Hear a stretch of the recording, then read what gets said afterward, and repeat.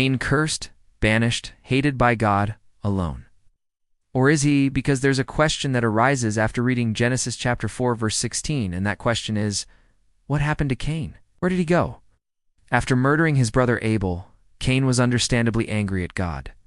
God knew what he was going to do and didn't stop him, so how could he expect Cain to worship him? He was doomed to wander the earth as a restless wanderer, cursed to never settle down or have a home. Right? Well, not quite. You see, verse 16 says that after God banished him from the Garden of Eden, he went to a place that no one had ever been before, east of Eden. That's right. Even though Adam and Eve were expelled from the Garden of Eden, they likely still lived around the area. The Garden of Eden is believed by most scholars to be somewhere in the Middle East, perhaps modern-day Iraq or Iran. And since ancient people didn't travel too far from their homes, it's safe to say that wherever this new land was, it was close enough to walk to. Yet God claimed that no one had ever been there before. So the question is, how far away could this land be? This is where we run into our first problem. The Bible doesn't give us any solid facts about where this mysterious location was. We don't know if it was north, south, east, or west of Eden.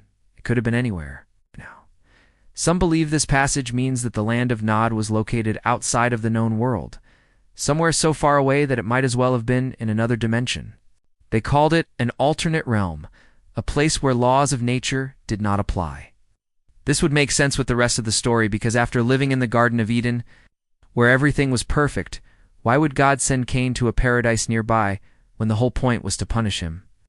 However, there is one major issue with this theory. You can't find this place anywhere on any ancient map.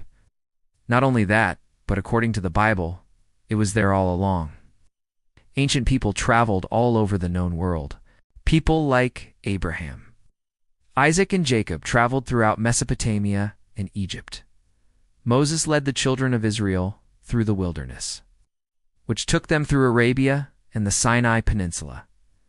King David fought many battles against neighboring nations, and King Solomon built ships to sail to far-off lands. There's no way that a city existed during all this time, even as far back as Adam and Eve, and no one would have known about it.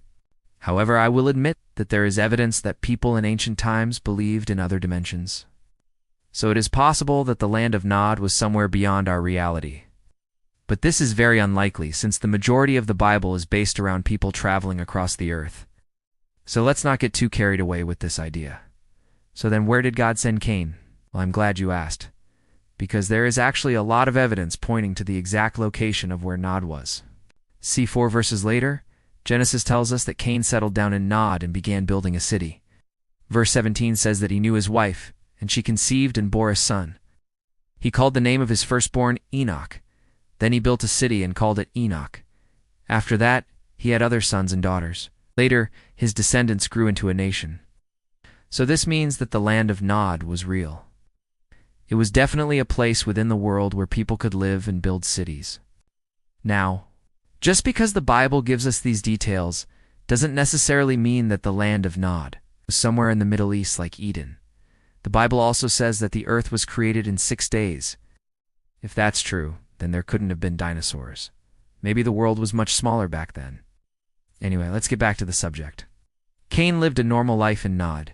He built cities, raised a family, and died of old age. So it must have been a pretty nice place. Now, let's look at this map again. Just because he was east of Eden doesn't mean that he was only a few miles away. In fact, most of Asia and the vast majority of Africa are east of Eden. And if you look at this map, you can see how ancient maps were drawn. All they really cared about were the places that people traveled. They didn't take the time to accurately map out the entire earth. They just drew pictures of the areas that they knew about. For example, if you asked someone who lived in Israel 2,000 years ago to draw a map of the world, they probably wouldn't even have a coastline for Africa. They simply wouldn't have known about it. So when the Bible says that no man was there before, it probably meant that no man had traveled there yet. Take, for example, the flood that killed everyone except Noah and his family. Even though the flood was global, the only place that we know for sure that it reached was the Middle East. Why is that? Because the Bible tells us that after the rain stopped, Noah and his sons went to different places.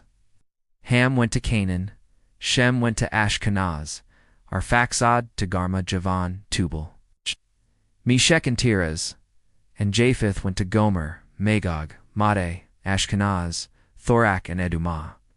These are all names of places in the Middle East and Europe. We don't know for sure if the flood hit Africa or Asia, even though the Bible does say that it rained 40 days and 40 nights.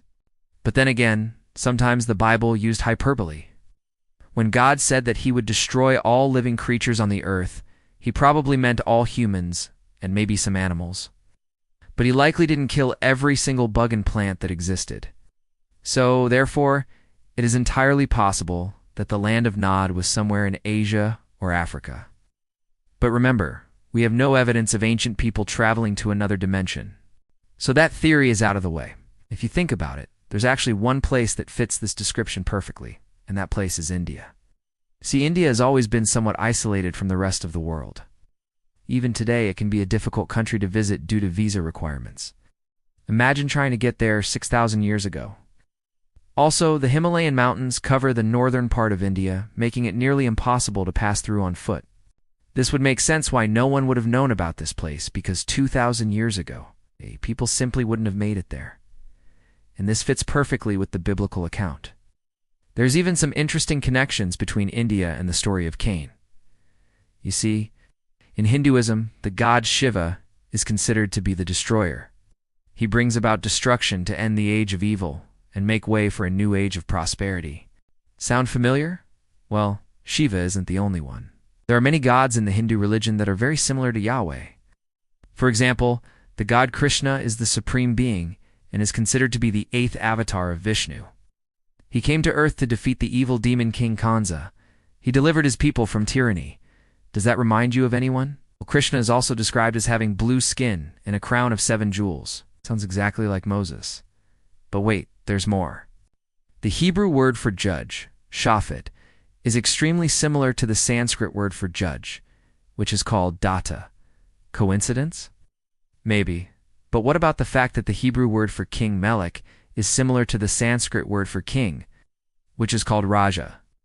What about the fact that the Hebrew word for people, am, is similar to the Sanskrit word for people, which is also called genam? There are too many similarities here to ignore. The bottom line is this: India and the land of Nod make a lot of sense.